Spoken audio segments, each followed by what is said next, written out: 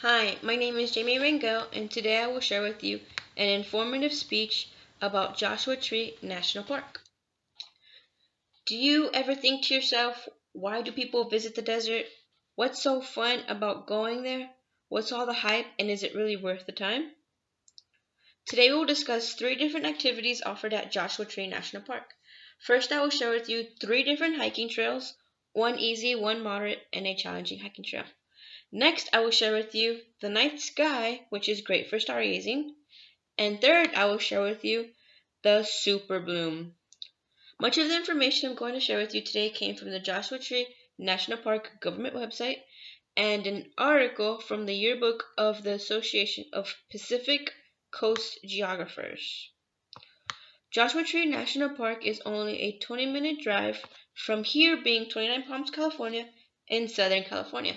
The National Park's website states the park spans up to 792,623 acres, 591,624 acres, which is designated wilderness, leaving over 200 plus thousand acres for tourists to hike. Upon arrival, you will not miss the huge mountain ranges and jumbo rocks. One of the most popular hiking trails is named Skull Rock. It is only about a 1.7-mile loop in total, and there is so many boulders to climb and hike along, and a great photo spot because the big jumbo rock there is shaped and naturally formed and looks like a skull. A modern hiking trail I suggest is called the Lost Mine Trail. The Lost Mine Trail is a 4-mile hike trail in which leads you to one of the most successful gold mines in the area during the gold rush.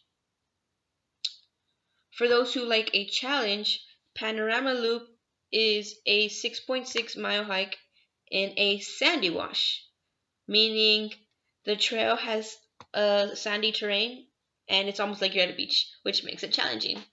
But with the San Bernardino mountain ridgeline and many Joshua trees, it really makes a great scenic view. For those who really are not interested in all the heat and in the sun, stargazing is another view one may admire.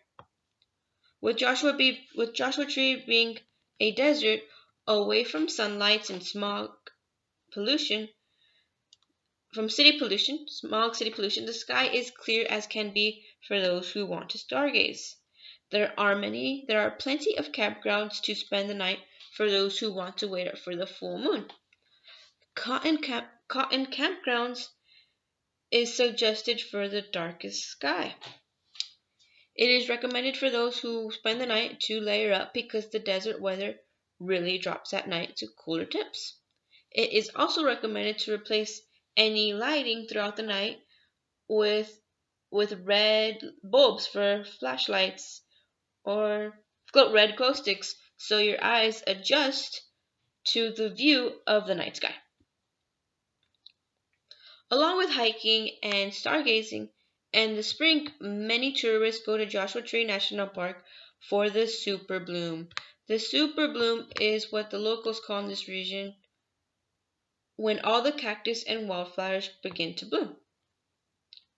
Wildflowers in lower elevations bloom in February, and wildflowers in higher elevations bloom in April and May.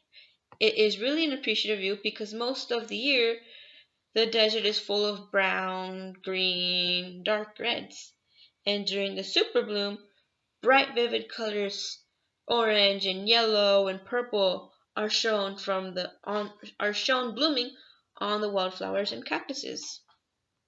Many tourists and locals are welcome to take family photos, but are asked to be mindful and careful not to step and ruin the wildflowers. Some background on Joshua Tree National Park is it has been protected and preserved as early as 1936, first being called Joshua Tree National Monument. A woman named Minerva Hoyt advocated to protect the desert plants and cactus from being removed and poached from the local land developers. However, now sadly, starting as far as 2016, many environmentalists have started advocating high concerns for the preservation of the Joshua Tree itself. A quote by Jennifer Bernstein, PhD, who has a PhD and a professor at USC, quoted, "The reduction of carbon emissions would have a positive impact on the Joshua tree and other species critical to the ecological functioning of the region." She states, "With less rainfall every year, temperatures rising, the younger Joshua trees are dying off years younger, and we will lose up to 90% of the trees by year 2015. And it's really sad to hear that within my lifetime we will lose a significant 90% of the trees." Now to close, learning about Joshua Tree, the hiking trails which bring out adventure, stargazing which broadens our spot in this universe, and the super bloom which gives you respect on nature's growth. I hope if you didn't find any interest in visiting the desert Joshua Tree National Park,